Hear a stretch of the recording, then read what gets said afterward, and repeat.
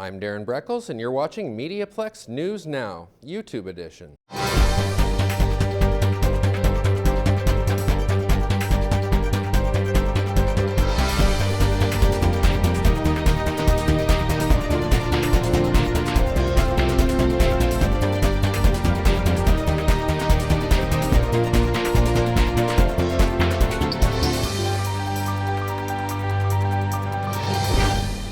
In our top story, we have a MediaPlex News Now exclusive. This past week, a series of emergency training exercises took place, and our MediaPlex News Now team were the first and only media able to capture the event. Matt Weingarten reports.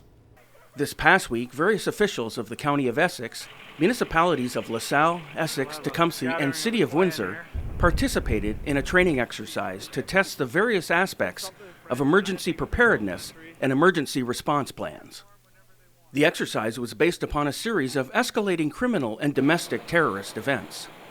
The field site, located in the vicinity of the Morton Terminal, involved a chemical spill and the resulting deployment of fire, police, EMS, and hazmat teams. The Day 2 event involved an ongoing escalating terrorist incident involving police, fire, and specialty teams.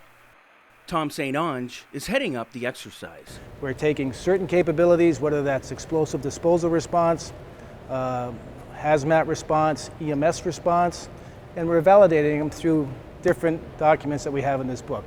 And with the data that we collect from this massive exercise, hopefully we'll be able to identify certain gaps in the service and response capabilities in Windsor, Essex, and at the provincial level, because as you can see, many of the officers here are provincial response officers from the OPP who have, I think, approximately 75 officers dedicated to this actual exercise. So besides exercising Windsor, Essex, we're actually exercising provincial resources here and federal resources of the RCMP and the intelligence aspect of the O Division INSET, which is Integrated National Security Enforcement Team. So we're doing a whole bunch of stuff here today. For MediaPlex News Now, I'm Matt Weingarten. A week-long festival honoring the contributions of Black culture took place at the University of Windsor. Yolanda Brown has the story. The University of Windsor is celebrating its 6th annual African Diaspora Festival this year. It is a week-long African heritage celebration, honoring the Black culture as well as the contribution of its people. There'll be a variety of events, such as the International African Inventors Museum, featuring inventions of people of African descent. Kayla Clark is the coordinator of Afrofest. It is the first year she is hosting the festival. She got involved to make a difference at the university campus because the need for cultural activities were lacking from the students. Afrofest is something positive, and it brings out a lot of positive things in people, like teamwork, dedication, learn how leadership skills and roles are learned, communication, and the networking that you get to meet with other people and interact with other people.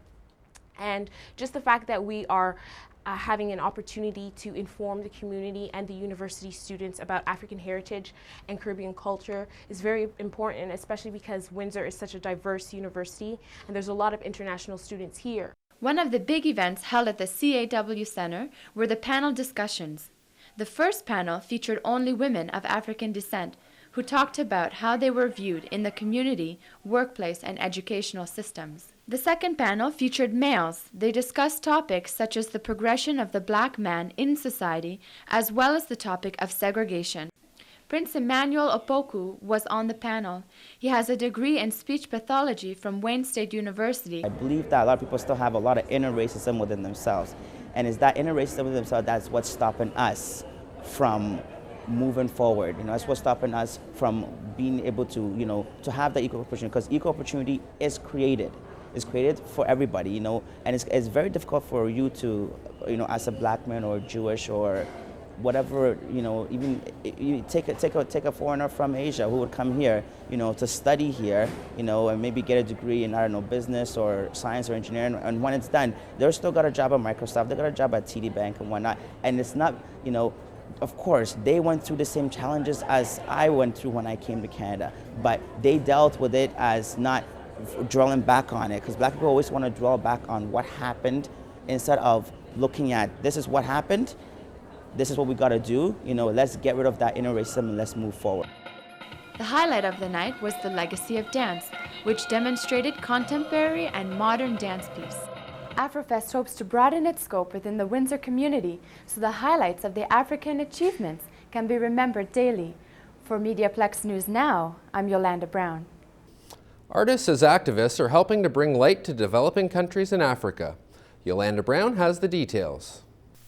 A University of Windsor art student is using scrap material found in the home together with LED lamps and solar panels to provide light for homes and bicycles in third world countries. Stefan Serling, 24, is showcasing his artwork in an exhibition called Artists as Activists at the University Laval Gallery. The inspiration behind Serling's work came from a trip to Nigeria in July 2010, when he realized people in the small village had little or no access to source of energy.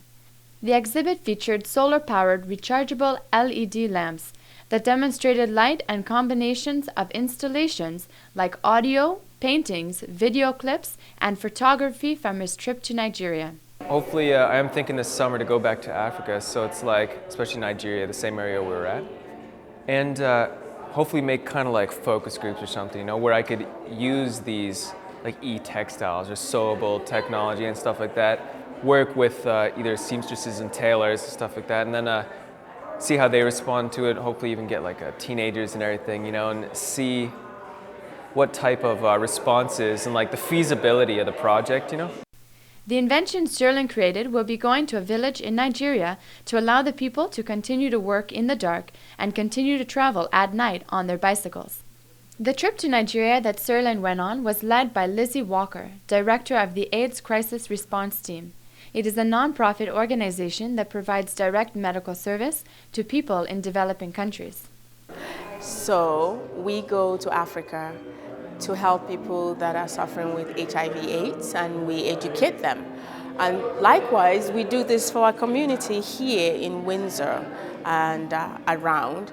So tonight has shown us what can happen when people go to help other people and they come back with innovation to help their community and the world.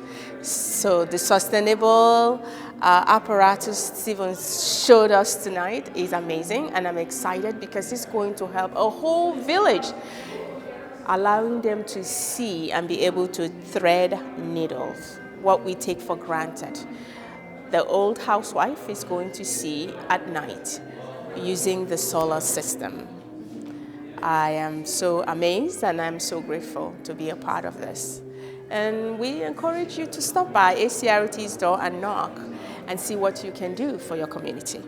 Serling hopes to travel back to Africa this summer to show his inventions to some of the tailors there in hopes that they will want to create it themselves. For MediaPlex News Now, I'm Yolanda Brown. Global Ignite Week gave participants a venue to give a presentation on subjects they are passionate about. I was there to bring you the details. 5 nights, 100 cities, 1,000 talks, over 12,000 participants. Windsor held its first ever Ignite event at Fog Lounge on Wednesday night. In the span of exactly 5 minutes, Ignite presenters share their personal and professional interests and passions using 20 slides they have chosen, which automatically advance every 15 seconds. Global Ignite Week is both an in-person and online phenomenon according to organizers. Local Ignites will stream live video during the event, and all the videos will be collected for viewing on their website. The Ignite motto is "Enlighten us, but make it quick." Event organizer Alison Preer said she hopes the event will help citizens learn more about their community and spark discussions on ways to improve it. Yeah, I would love it if more people got involved with organizing Ignite-like events and other events around the city. If people made connections that they hadn't made previously, where something that they might be interested in, they found out about and then knew who to contact, those kinds of things would be great if kind of the community was built up a little bit from this. Fog co-owner Tom Lucier said he was happy with the turnout and positive response to the event, but he hopes some of the goodwill and good ideas are translated into action. It was exactly what I expected. The thing that I need to see more of is, especially in the next one as well, is new faces. Tonight, I know Victoria, and I know Mita, and I know, who else did I know that spoke?